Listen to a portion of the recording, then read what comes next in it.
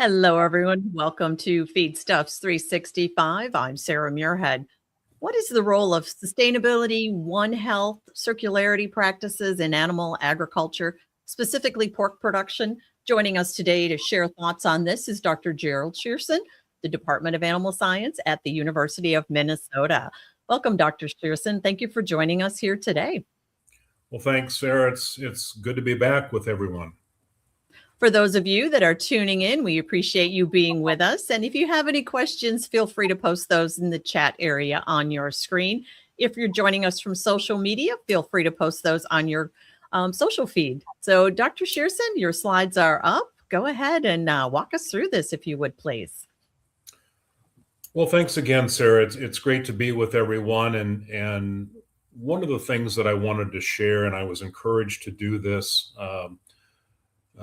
by the organizers of the Banff Pork Seminar that was held earlier in January in Banff, Alberta, Canada, on the topic of integrating sustainability, One Health, and circularity in pork production systems. And oftentimes when I give these kinds of presentations, a lot of people say, wow, I wish more people could hear some of these ideas. And so that's really the purpose of why I'm here today, and I want to share some ideas and maybe create some conversations about how we go about doing some of these things. And to begin with, I like to use the analogy that we are in a tug of war.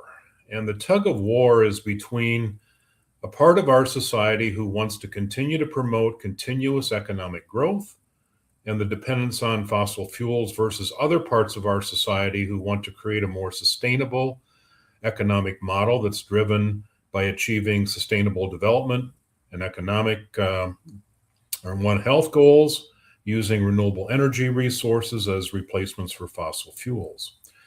And as you can see in this graphic that I've put together, animal agriculture is in the center, and it's a key component of this tug of war because of the relatively high environmental costs of producing animal-derived foods. And I think all of us recognize that there's some parts of society that are advocating for reducing the production and consumption of meat, milk, and eggs, especially from ruminants, due to their contributions to global methane emissions. And it's not a big surprise, I don't think. We've known for a long time that climate change is occurring and is having damaging effects on agriculture and food production. And although it's often human nature to avoid or deny or not want to think about some of these threats, especially if they don't seem imminent or can be blamed on others. But the reality is that there's a very high cost of doing nothing. And I'll show you some examples of this a little bit later on. But climate inaction is actually hurting agribusinesses, including pork production. And we must decide whether we want to start investing in mitigating climate and other environmental risks now, or pay later to bail out the industry after the damage has occurred. I've always been fascinated with systems thinking and trying to understand the synergies and trade-offs among different components of agricultural systems. And I must say I was honored to be invited to write the introductory overview chapter as well as the concluding chapter for a new book that was just published back in December of 2025. And in the first chapter, I proposed that we change the goal from maximizing financial to optimizing sustainable return on investment for the future of livestock and food production, people, ecosystems, and the planet. And the concluding chapter emphasizes that in doing so, this sustainable transformation of intensive livestock production systems is not a return to what many of us remember as old McDonald's farm. In other words, intensive agriculture is here to stay, and we've got to find ways of addressing some of these issues. And so for anybody that's interested in learning more about this topic, there's a link below, and I encourage you to purchase a copy and look into it. When I think of sustainability, it is the simultaneous pursuit of human health and happiness, environmental quality, and economic well-being for current and future generations. And Sustainability is closely connected to One Health, which is an integrated, unifying approach that aims to sustainably balance and optimize the health of people, animals, and ecosystems. Achieving sustainability in One Health does require adopting a circular bioeconomy that uses practices that minimize waste by recycling and reusing materials from production to consumption to optimize resource use and restore natural capital. So the point of these definitions is to give us a basis of how we can think about how these pieces are interconnected, and they truly are. And so everybody probably is wondering, how is this connected to sustainability, One Health, and circularity in pork production? Well, I think there are first of all, it's obvious that it's all about environmental protection. We need to protect the environment from which agriculture and pork production depends on by implementing practices that reduce greenhouse gas emissions, land and water and energy use, replace fossil fuels with renewable energy sources, reduce the need for synthetic fertilizer, and at the same time improve air, soil, and water quality. I think a second reason, and a lot of the pork industry here in the US has been focused on this, and that is building trust and support among consumers, communities, and the general public by implementing and documenting sustainability metrics that demonstrate environmental stewardship, because data transparency does strengthen public perception, and it's becoming a requirement to meet market demands from downstream partners in pork supply chains to ensure long-term food security. And then there's a third reason, which is really for the long-term viability of the farm and the pork production business. And by implementing risk management strategies, the business can become more resilient and avoid business disruptions caused by climate change, such as severe weather events that we've all experienced here in recent years, as well as adopting new sustainability-driven technologies that can improve, actually, the efficiency and productivity while reducing the environmental footprint and production costs. And some of these practices may create new revenue streams and support long-term business viability for future generations. Which brings me to, I think, one of the least discussed or recognized aspects of sustainability of pork production and agriculture in general, and that is, who's going to produce our food? The majority of today's farmers are approaching retirement age, and not enough young farmers are entering the business. In some countries, like here in the US, highly contentious actions are occurring against migrant workers, and immigration policies need to be reformed. And there are not enough large animal veterinarians who want to live and work in many of our rural communities. So not enough attention has been given to address this important aspect of sustainability, and we need to take it much more seriously.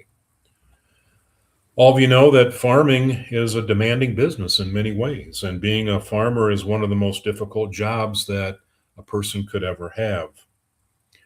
And I put up some of these headlines from recent news articles that many of you have probably seen, indicating that there really aren't enough resources available in many of our rural communities to provide the mental health services that are needed to help farmers cope with these stresses and curb the rise in suicide rates that are occurring. And this is really, really concerning, and something that, again, needs to improve. No matter how we look at it, part of the transformation that's occurring is that we have an increase in the number of types of farmers who have different personal and business goals and ideas about what it means to be a farmer. Some of these include not only large-scale intensive and corporate farmers, but also regenerative and adaptive farmers, urban and community provisioning farmers, and patrimonial and lifestyle farmers. And there's many other examples as shown in this illustration. So there doesn't need to be a one-size-fits-all type of farmer or pork producer in the future. But I think what is really clear is that we're going to continue to rely on large scale, intensive farms as the dominant production system in the future because of their efficiencies of scale. But again, we need to come up with ways of improving the sustainability of these systems for them to remain viable. It's also pretty clear to me that successful farmers of the future will not only need to be good business managers with excellent animal husbandry and care skills, but they'll also need to be systems thinkers who are really good at using precision farming and data-driven AI technologies to evaluate the many difficult or complex trade-offs when making management decisions. In fact, data science, artificial intelligence, and machine learning technologies are developing at such a rapid pace, as many of you know, that we really need young, educated people in agriculture to help guide us in understanding these applications in agriculture, food, and livestock production. So, why is there a serious threat to food security and sustainability? And maybe this is a surprise to some of you, but I think it's pretty clear when we look at the big picture that human societies around the globe have violated the guiding principles of sustainability, which are never to extract more than ecosystems can generate and never waste or pollute more than ecosystems can safely absorb.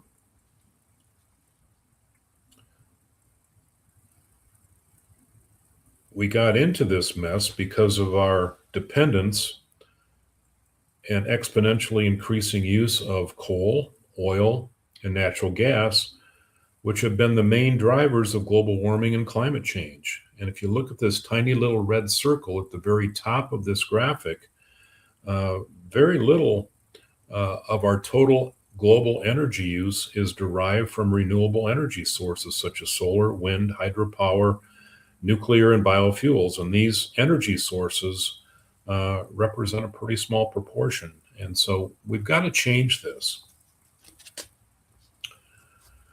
We've also violated the sustainability principle of taking more than ecosystems can generate, as shown with this graphic of our continually increasing global material footprint. Some scientists have indicated that exceeding 50 billion tons is a tipping point that can lead to further devastating consequences. And part of the reason that I think this is happening, I think it's pretty clear that when we're in a GDP growth-driven economy, we're persuaded to spend money that we don't have on things we don't need to create impressions that won't last on people that we don't care about. And this is a quote from Tim Jackson in a book called Prosperity Without Growth. And so if we don't drastically change our consumption behavior and begin conserving and recycling materials to curb this trajectory, we're going to eventually run out of some of the mineral resources and natural resources that we depend on to produce crops, which are key inputs to go into livestock production. And certainly there's examples of the amount of phosphate that we're mining out of the limited finite reserves around the world. And some experts are predicting that those are going to run out in 30 to 40 years if we don't find ways to start recycling an important essential mineral like phosphorus, for example. So this can't continue. And again, our current economic model and behavior, I think of as much like a bull in a china shop in terms of how human societies have exploited the Earth's natural resources. And because of this, Johann Rockström at Potsdam Institute in Germany is one of the international leaders, and I'm citing Richardson here, who's one of the collaborators. And these climate scientists have clearly identified that there are 9 what we call planetary boundaries, which are safe operating spaces or levels for humanity to enjoy ongoing environmental services. And 6 of these 9 planetary boundaries have been exceeded. In fact, we're looking at climate change, loss of biodiversity, land system change, freshwater use and change, and biogeochemical flows of nitrogen and phosphorus, along with novel entities such as microplastics, antibiotic-resistant genes, and PFAS, which are also known as forever chemicals. And we can't let this continue. In fact, these excessive environmental burdens are a result of the huge increase in the global domestic animal and human populations that have been growing for the last 175 years. And because of the exponentially increasing amounts of these things that are going on, and even though we've benefited in many ways from a number of human innovations and so on, livestock production has become a target for intervention because of its detrimental effects on the environment and One Health, including greenhouse gas emissions contributions, a dependency on fossil fuel use, disrupted nitrogen and phosphorus flows, biodiversity loss, and notice these are matching up quite well with those planetary boundaries I just finished talking about. Freshwater scarcity and eutrophication, land use and management, air quality effects on human health, antibiotic resistance, endocrine disruptors and ecotoxicity, and zoonotic disease transmission. So it's quite a long list of things that we need to be paying attention to, in my opinion, to improve the sustainability and One Health of food animal production moving forward.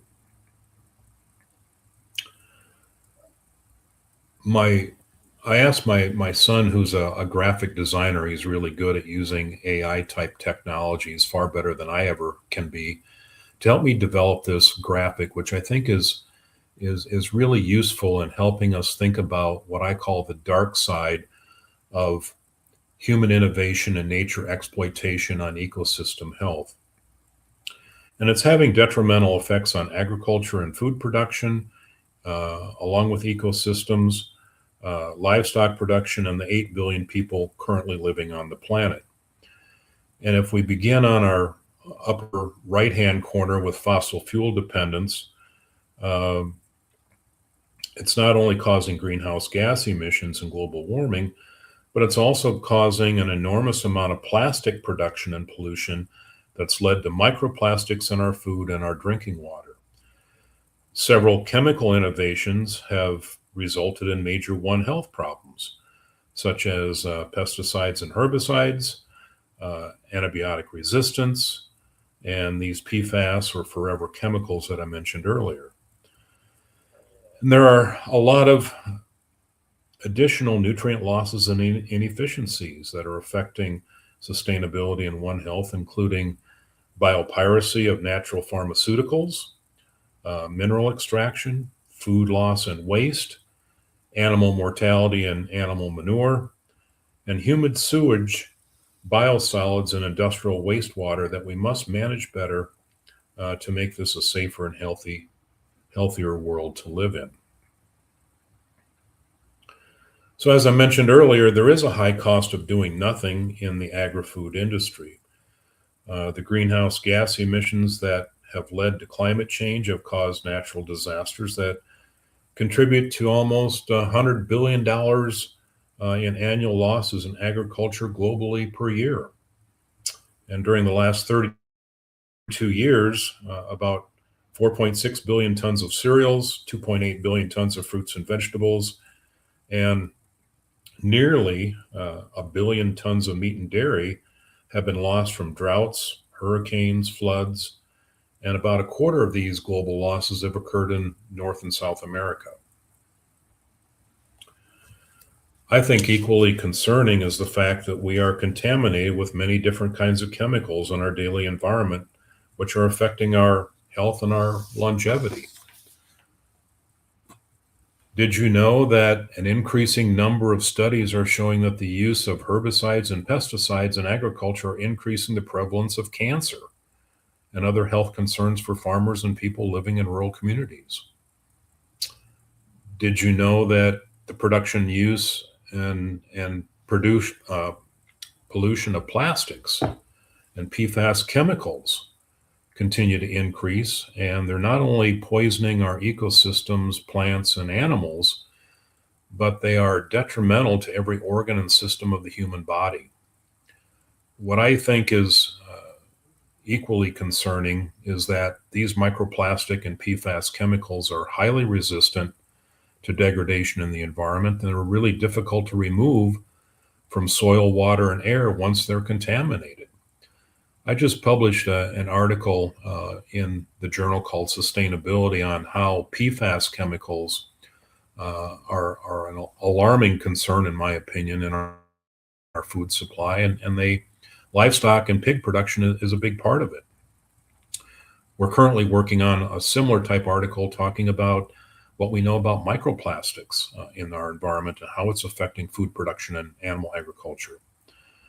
Unfortunately, our current political climate is geared toward removing restrictions and regulations and things geared toward making our food supply safer as a result of some of the challenges we're dealing with contamination of these kinds of compounds in our environment.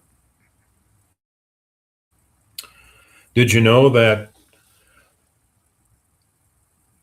we need to spend time focusing even more on reducing antibiotic use in animal agriculture?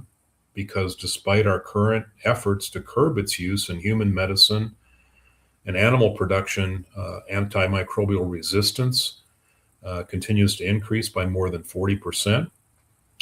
And it's directly responsible for 1.2 million deaths and contributes to an additional 5 million deaths per year.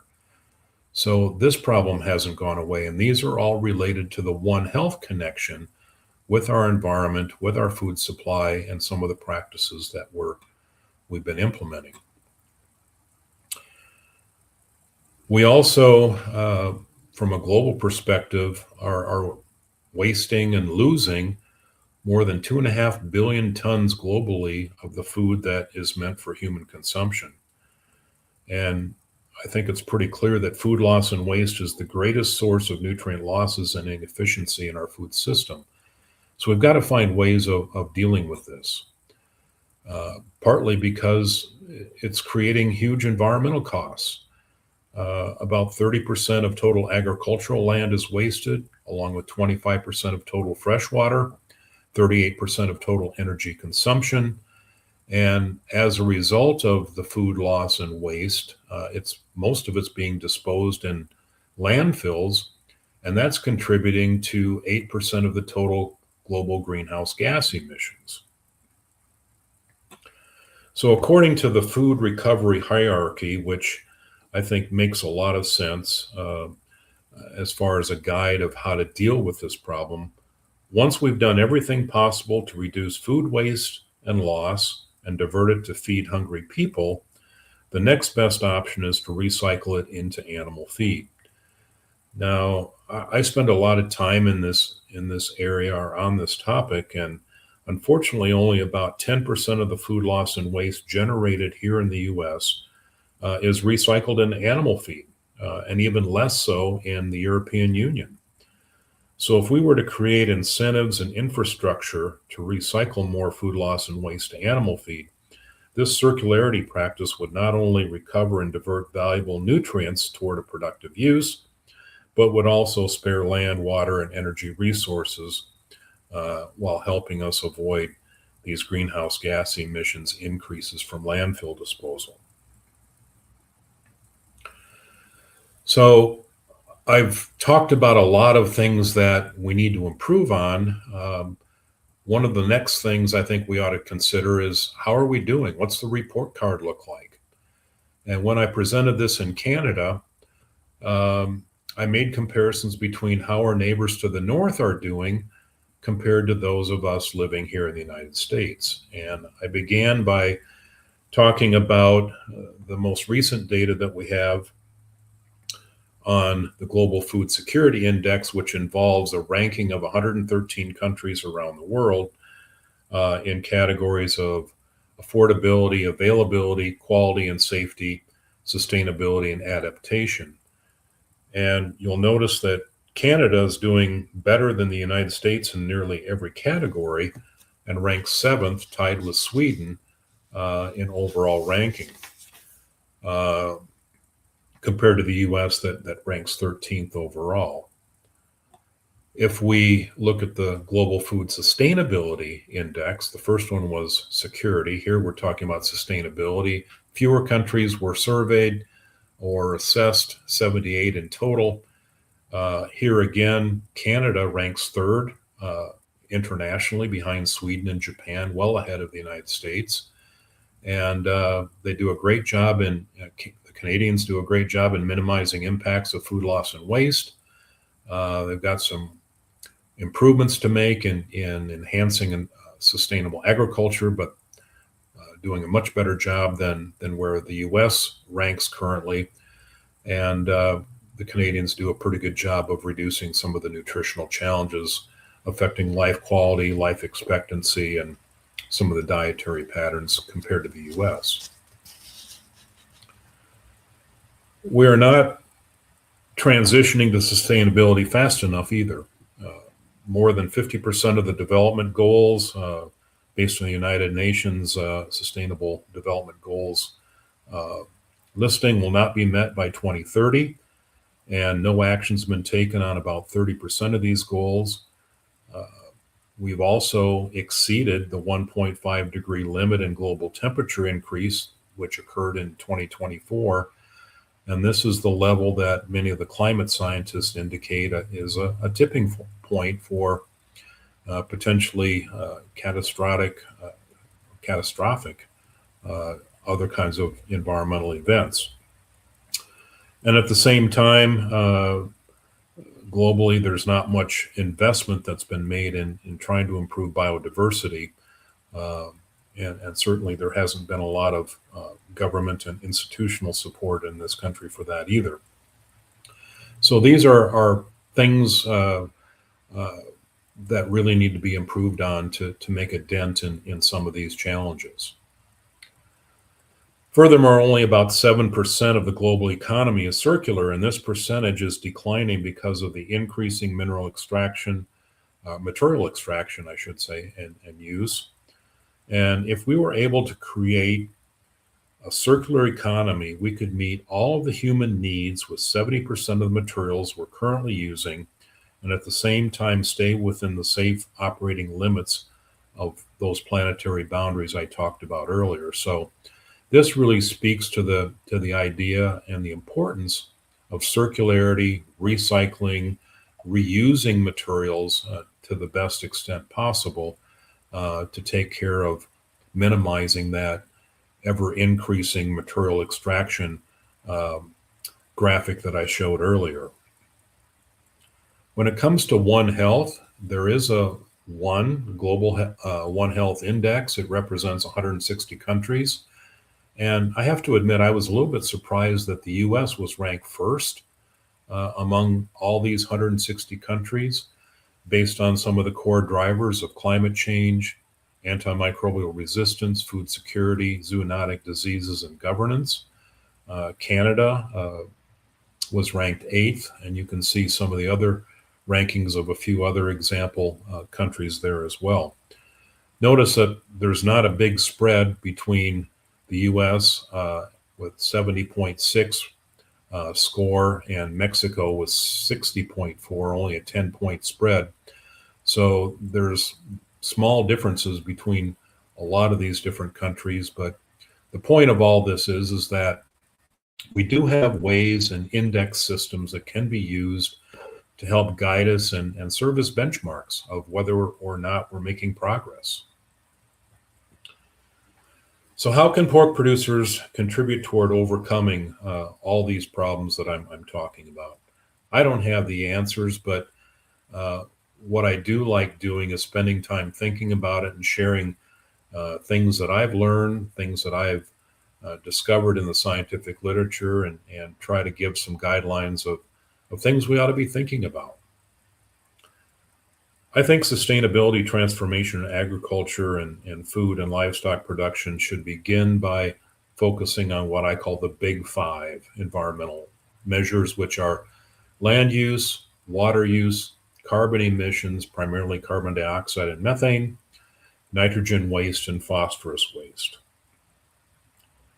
And focusing on these big five requires adopting circularity practices that include reducing key resources such as synthetic fertilizers, relying more on better use of animal manure, reducing pesticides and herbicide use, reducing food waste, recovering and recycling wasted nutrients into animal feed, and those that aren't suited for animal feed, we can divert those into biogas production using anaerobic digesters, and even composting is useful. Conserving and improving energy efficiency is also important as we try to transition to renewable energy sources. In doing so, we need to focus on feeding programs and manure management, which are the main drivers of environmental sustainability of pork production systems. But this requires developing and implementing a holistic plan that connects what I think of as 7 major components of feeding programs with environmental and economic sustainability and One Health goals. They include minimizing antibiotic use, reducing pathogen transmission through improved biosecurity, using functional nutrients and ingredients to enhance pig health, and selecting ingredients to minimize oxidative stress and optimize gut health. And at the same time, we need to design new feeding strategies that can help alleviate the adverse effects on climate change, such as heat stress, and on pig health and productivity, but also reduce the environmental footprint through improved nutrient use efficiency. It's interesting, as I listen and read lots of folks talking about sustainability in U.S. agriculture, there's a really heavy emphasis on all we have to do is improve productivity and efficiency, and it takes care of all of our problems. And so I raised the question, is sustainability as simple as simply improving efficiency? Certainly, we know that in this example, if we increase the growth rate of pigs, for example, from 500 grams a day up to 900 grams a day, yes, the amount of phosphorus, nitrogen, methane emissions, and CO2 emissions from growing finishing pigs can be reduced by increasing growth rate, producing more with less. But we also need to take into account that sustainable pork productions must be based on both the production pathway, which is this improvement in productivity, and producing more pork with fewer resources, but also on the consumption pathway, which often gets ignored.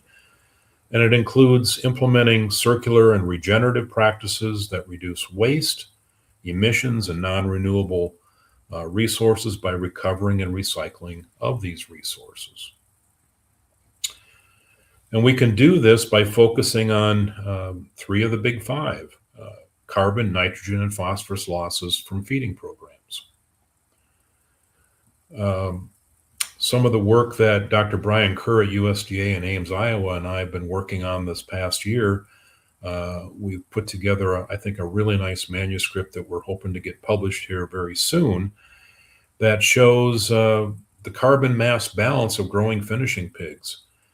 And when we quantify the amount of carbon that the pig consumes and follow how it's lost and how it's utilized, many people may be surprised that about 55% is lost by carbon dioxide emissions, the CO2 that pigs expire or exhale. 13% is lost in feces, 3% is lost in urine, and only 25% of what that pig consumes is retained in the carcass, the whole body, at the end of the story. So it's not very efficient. Neither is nitrogen or phosphorus utilization efficiency. In fact, 53% of dietary nitrogen and 57% of dietary phosphorus is excreted in the manure of growing pigs. So these are some biological things that are difficult to overcome, which puts even more pressure on how we think about formulating pig diets and how we manage feeding programs.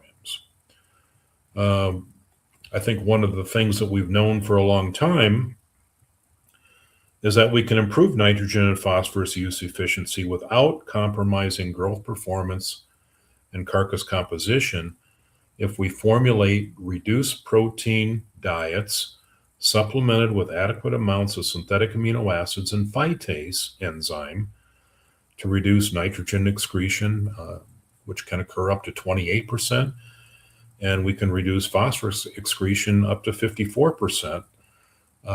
These are pretty easy things to do. These are very cost-effective practices, and it amazes me why more of the industry hasn't moved closer in this direction to take advantage of technologies that we've known for a long time. We also know that optimizing carbon, nitrogen, and phosphorus use efficiency is more than just how diets are formulated. It also requires getting the right amount of digestible nutrients in the right feed fed to the right pigs at the right time, which means having multi-phase feeding programs, properly using feed budgets, and so on. In fact, feed formulation, I think, needs to become a lot more sophisticated.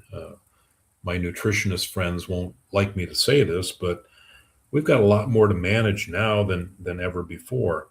And it's more than just having accurate nutritional values and formulating best cost diets and having good ideas of what the requirements of pigs on farms happen to be. But we have concerns about biosecurity and feed supply chains, especially imported ingredients. We have an opportunity to take advantage of functional ingredients and nutrients to get health benefits.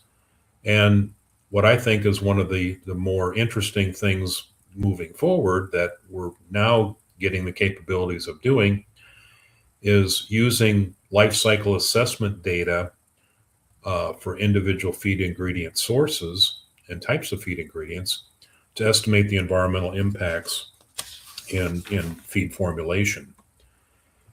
In fact, there's an international database called the GFLI, Global Metrics for Sustainable Feed Database, that has about 20 different measures of environmental impacts of feed ingredients. It originated in Europe, but now here in the US and North America, a lot of our ingredients are being incorporated into it and allows us to formulate diets, what I call eco-nutrition type diets, that reduce environmental impacts. Excuse me. In fact, I'm really pleased and enjoy working with our team in the Institute and the Environment at the University of Minnesota, where we are expanding, hopefully, and currently using, I think, a really innovative model called the Food System Supply Chain Sustainability, or Foods Cube model, which is really providing some opportunities to improve or reduce environmental impacts and in pork production, as well as some other commodities as well. For example, here are some heat maps from some of the work that we've been doing showing the intensity of greenhouse gas emissions, land use, and water use of U.S. corn and soybean production at the county level across the U.S. And this is based on publicly available data. And among these different feed crops, soybean meal has a much greater environmental footprint per kilogram in swine diets than corn does. And in fact, we've recently determined that the average greenhouse gas emissions for soybean meal varies, as you can see in this graph, tremendously by state. and it ranges from about 0.75 kilograms of CO2 equivalent per kilogram for soybean meal produced in states like Iowa, Illinois, Indiana, and Minnesota. And it can be as high as 2.31 kilograms of CO2 equivalent for soybean meal produced in a state like Pennsylvania. And so these kinds of more state-based or localized types of environmental impact data can really help us, excuse me, in the pork industry, formulate diets based on sources of feed ingredients that we're using. To give you an example, a couple of years ago, we published a study where we were interested in comparing different types of feeding programs for growing finishing pigs here in the U.S. using common ingredients, corn, soybean meal, distillers grains, and in this case, food waste. And what we did at the national level is we calculated what the greenhouse gas emissions, land use, and water use footprints of these different ingredients were, formulated the diets, and determined what their impacts would be in three of the major pork production regions in the U.S., Midwest, North Atlantic, or the Southwest. And here I'm showing just the averages overall, but notice that in all cases, pigs that were fed 8.5% food waste compared to conventional corn soy diets, diets with 15% distillers grains, or even these low protein amino acid supplemented diets, the food waste diets gave the lowest greenhouse gas emissions impact, land use change, and water use of all of those different feeding programs. And it's only 8% food waste in the total diet. The rest was corn, soy, and other supplements. So these kinds of formulation strategies, feeding program strategies can go a long way in integrating sustainability and circularity and make a pretty big difference. In fact, if we extend this to a global scale, if we were to recycle 39% of global food loss and waste to pig feed, it would save 31 million tons of soybeans, 20 million tons of grain, and spare about 16 million hectares of land use just by recycling that amount of global food loss and waste. So the impact on the environment by creating a more circular system of moving more of this material into animal feed, I think, is something that really needs to be done and could make a really big impact. There's an important thing that we all struggle with, I think, in thinking about these topics, and that is we recognize that not everybody wins. Not every metric is the best in implementing some of these practices. What I mean is that there are trade-offs. And in a study that we conducted a few years ago by a former PhD student of mine, Edward Yang, some of you know him with Nutribins, now Devonish, we showed that if you compare the environmental impacts of feeding programs, corn soy diets, for example, which are standard low crude protein amino acid supplemented diets or DDGS diets, notice that the DDGS diet or feeding program really didn't outcompete corn, soy, or the low protein diets in any category except for land use change. So even though we need to recycle and use DDGS in our swine feeding programs, from a circularity perspective, we may not necessarily gain other kinds of environmental advantages in doing so. And so these are the kinds of trade-offs that we need to be thinking about in putting together feeding programs of what's important, what do we gain, what do we give up, and does it make sense from a productivity and efficiency perspective. We also need to be thinking about adopting precision livestock farming practices And for those of you that may not be familiar, these are really cool new technologies. They involve sensors, control systems, real-time data collection and analysis, where we use these technologies to monitor and manage individual animals and their environments to make more informed and timely decisions that improve animal health, animal welfare, and productivity while reducing labor and environmental impact. And a group at Sherbrooke Research and Development Center in Quebec, I follow their work very closely. They're doing fantastic work. Just published a paper a couple years ago showing that by using individual precision feeding compared with traditional three-phase grow-finish feeding programs, you could have tremendous impacts on reducing greenhouse gas emissions, nitrogen excretion, phosphorus excretion, acidification, eutrophication potential, and also reduce feed cost without compromising growth performance. So these kinds of technologies need to be accelerated, in my opinion, into our commercial farms here in the United States. So I mentioned earlier that feed resources are a big driver. Let's take a look at how the types of feed resources we choose are connected to nutrient losses, circularity, and One Health. So the items that I've shaded in red in this figure are the highest environmental impact, followed by the yellow shaded areas that are intermediate, and the green areas are the lowest environmental impact. So it makes sense that food loss and waste would be the lowest, agro-industrial byproducts like DDGS would be intermediate, and some of our feed crops like corn and soy are highest environmental impact.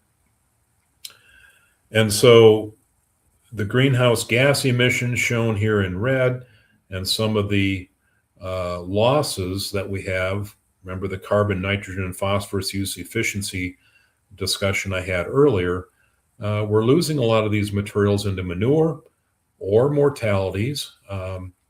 And a lot of what we need to be focused on is how do we recover some of these lost nutrients or recycle in a circular sort of way using anaerobic digestion, composting, insect meal is another emerging area that could benefit from nutrients and manure, and even our rendering approach.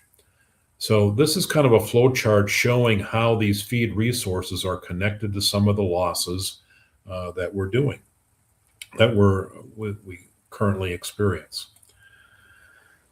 We also know that pig mortality is a major economic and environmental concern that does contribute to carbon, nitrogen, and phosphorus losses in production systems. Many of you have seen some of these current U.S. swine mortality figures. They're quite high on some farms. And that's despite the fact that we're using a lot of practices such as providing good animal welfare, good facility sanitation and hygiene, biosecurity practices. We have preventive vaccines, therapeutic antibacterials and antivirals, and using good feed quality and safety. But we also have to be thinking about circular and disposal practices for these mortalities, and they can range from rendering, composting, anaerobic digestion, incineration, and burial. And I've listed some of the green and some of the red, the pros and cons, the trade-offs of using each of those kinds of recycling or disposal technologies for mortalities. And depending on the ones that we use, it's not a one-size-fits-all for a given farm. We need to be giving it serious attention with the goal of trying to recover or recycle some of these lost nutrients while minimizing some of the detrimental effects, such as the potential for recycling microplastics and PFAS or contributing to antimicrobial resistance. We don't know much about the impact of swine disease on various measures of environmental sustainability, but we know that it reduces nutritional efficiency, and we also know that it contributes to nutrient losses from mortality. So our team at the University of Minnesota has been working on approaches to estimate environmental impacts of some swine diseases. Here's an example showing that mycoplasma infections become more severe. As that happens, greenhouse gas emissions increase. And so quantifying the environmental benefits of producing high health pigs, I think, needs to be part of the sustainability plan for swine farms. And many of you know that there's been a lot of discussion and controversy about using zinc oxide as a very effective, very inexpensive way of controlling post-weaning diarrhea in weaned pigs, as well as for growth promotion purposes. But in regions like the European Union, of course, they banned it. Canada's going through something similar. And it's been a highly debated topic. And one of the things that I like using this as an example is we have to think broader and deeper about some of the rules and restrictions and strategies. And I believe, based on what we know in the scientific world, that we can easily move towards strategic use of zinc oxide and alleviate some of these problems. And let me explain what I'm talking about. So despite the health and productivity benefits of feeding high amounts of zinc oxide to weaned pigs, and the reason that this is happening is because when we do this continuously and collect the manure from the nurseries and apply it to the same cropland over several years, it creates some environmental concerns. And it's because the zinc levels are high. Most of what we feed in the diet comes out in the manure. Crop removal or crop uptake of zinc is rather slow. And so it's really a manure management issue, not so much, in my opinion, a dietary issue. But what's happening is that there's really more to the story. And Jin-Soo Hong published a nice study a couple of years ago showing that feeding pharmacological levels of zinc for 2 weeks not only reduces the incidence and severity of post-weaning diarrhea, but it also reduces mortality, reduces lameness, and improves growth performance in the nursery, which carries over to fewer days to market at the end of the grow finish period. And this improved performance reduces global warming potential, land and water use, as well as other environmental indicators. So we have to look beyond what has been happening historically and think about some of these other broader benefits of using this practice.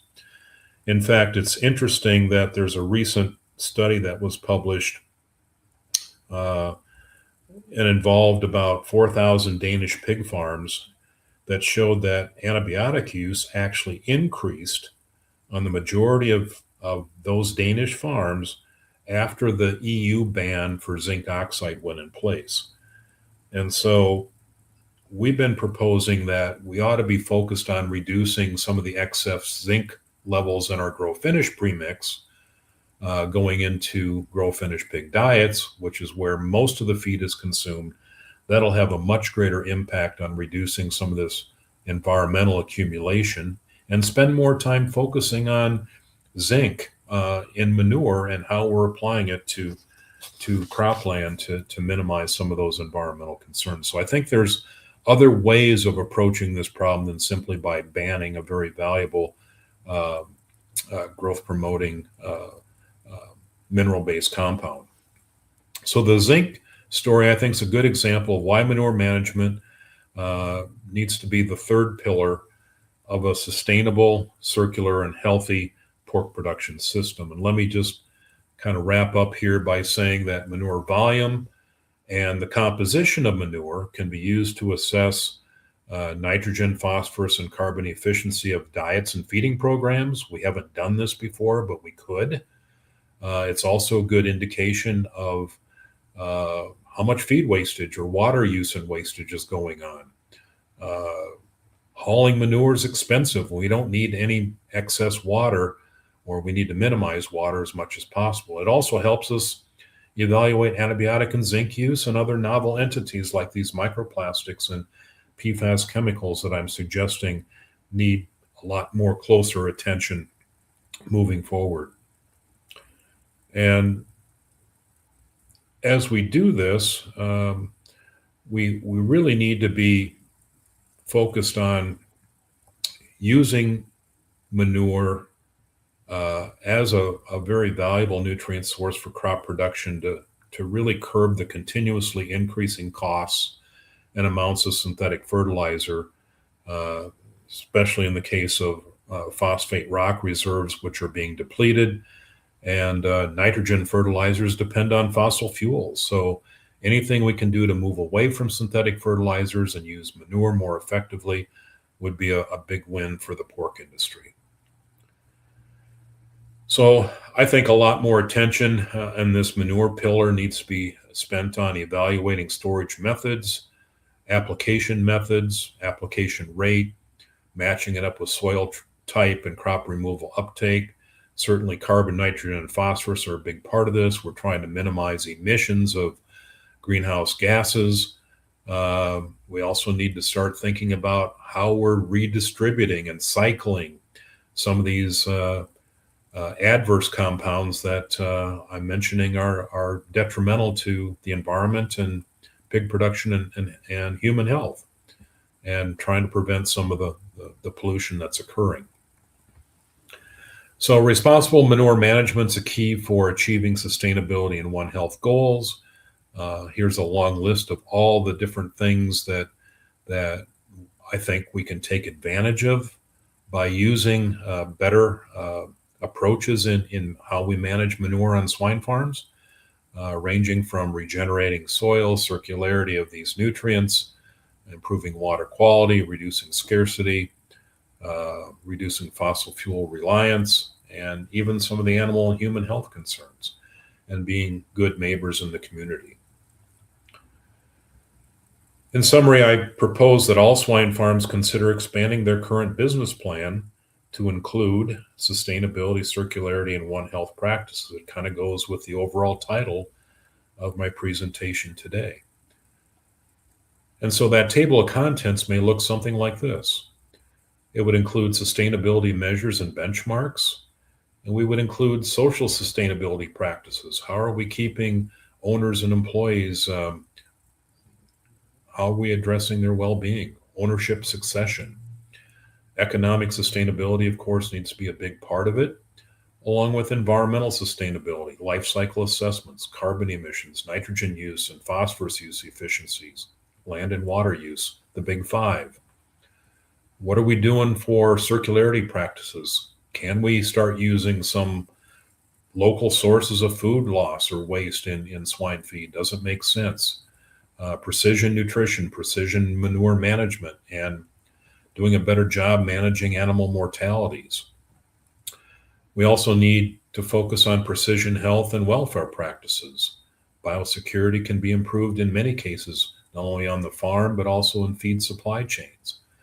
Hygiene and sanitation, vaccination programs, data management is going to be a big part of it. It already is.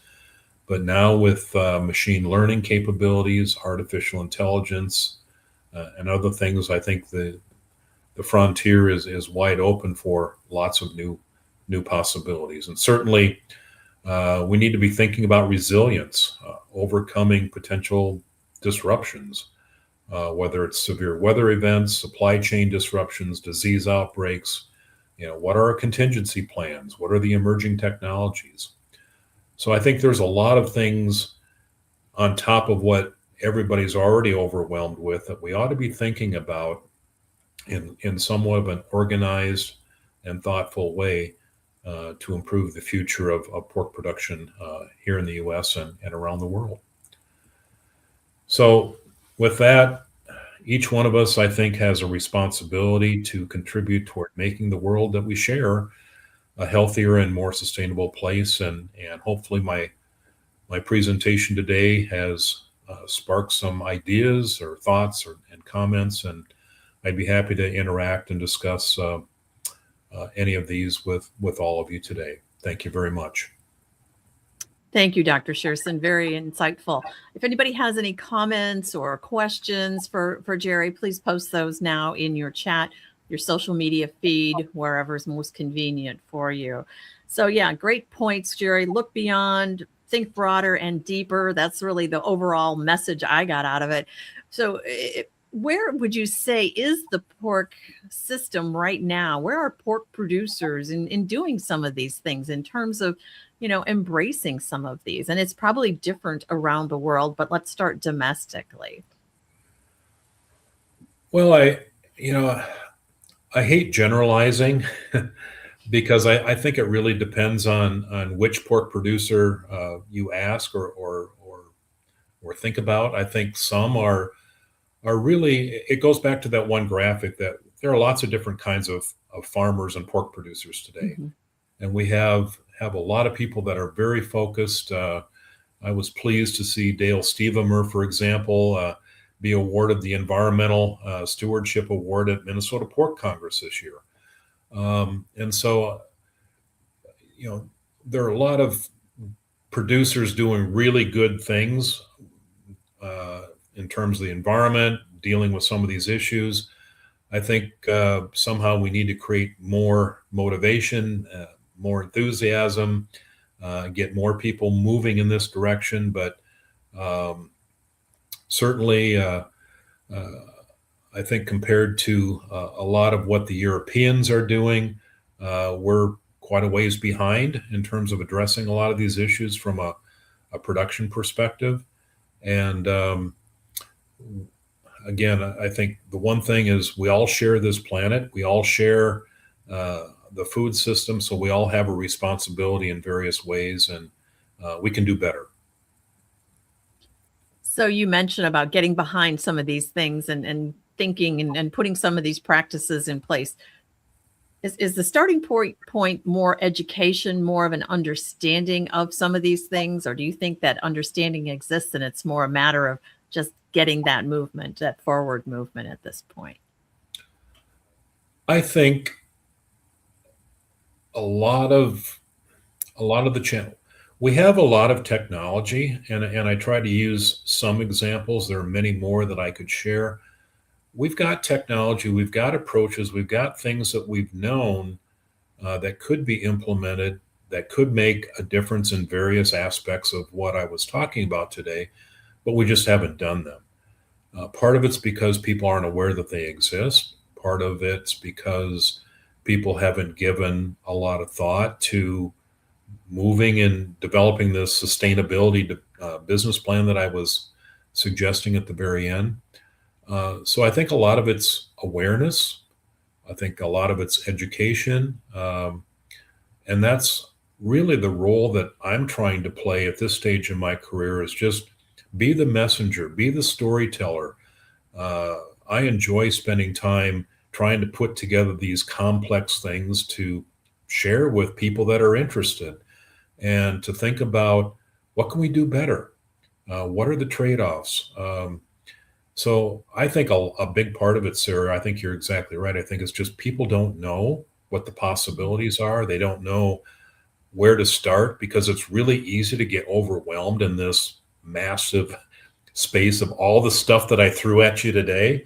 And so what I try to do is help people take it step by step, think about big picture, but also break it down into manageable pieces. And doing something's better than doing nothing. So with that in mind, starting anywhere, or is there a specific place to start if you want to move forward in some of these areas? Well, let's just pick the environmental piece. I gave two examples. I showed the GFLI table of 20 different environmental measures that are assigned to feed ingredients. Wow, that's overwhelming. I don't even know where to start. So I took it to the other extreme before I got into that and said, let's focus on the big five. We got to have land. We got to have water. It's got to be clean water. And we need to focus on carbon, nitrogen, and phosphorus, because the pig doesn't do very good in terms of using what it has in the feed to make pork. So, and we also probably don't do as good a job as we should on I shouldn't say most, many farms in applying the manure in such a way that we're managing or minimizing pollution, um, and taking advantage of its value as a fertilizer for crops. So if you focus on those five and just ask yourself as an individual producer, or maybe ask some of your advisors, whether they're agronomists or animal scientists or veterinarians or people that you rely on, what can I do differently? Or is there something I can do differently to minimize my nitrogen losses? Maybe do a walkthrough. Veterinarians do this all the time. They do walkthroughs of facilities. Oh, you need to spend more time adjusting your feeders. Feed wastage is too much. That's a huge nutrient loss, and you don't get paid for it. And you're applying what the pig should have eaten but didn't eat, that ended up in the manure onto the cropland, and that's creating. So some of these things can be pretty simple, but an outside set of eyes or a person may need to come in and say, looks like you could do a better job on this, this, and this. A little bit of an audit might be another approach that some of the advisors of pork producers might be able to do. And I know many people do it already, but I guess what I'm suggesting is I don't know that there's a single place to start. I think starting anywhere is good, but simply asking questions. I wonder if I could do a better job with this. I know a lot of producers that do row crops are considering different regenerative practices like no-till, crop rotations, diversifying their crop production. And so there's a whole set of questions on that side of agriculture that need to be addressed as well. So it's almost like there's this endless list of possibilities, and I just always remind people, try not to get overwhelmed with thinking that you have to do everything everywhere all at once. Let's start with baby steps and build on it from there. Great point. So thank you so much for your time today, Dr. Shurson, University of Minnesota. As always, we appreciate having you join us. Likewise, we appreciate all of you for tuning in as well today. Until next time, for Feedstuffs, I'm Sarah Muirhead.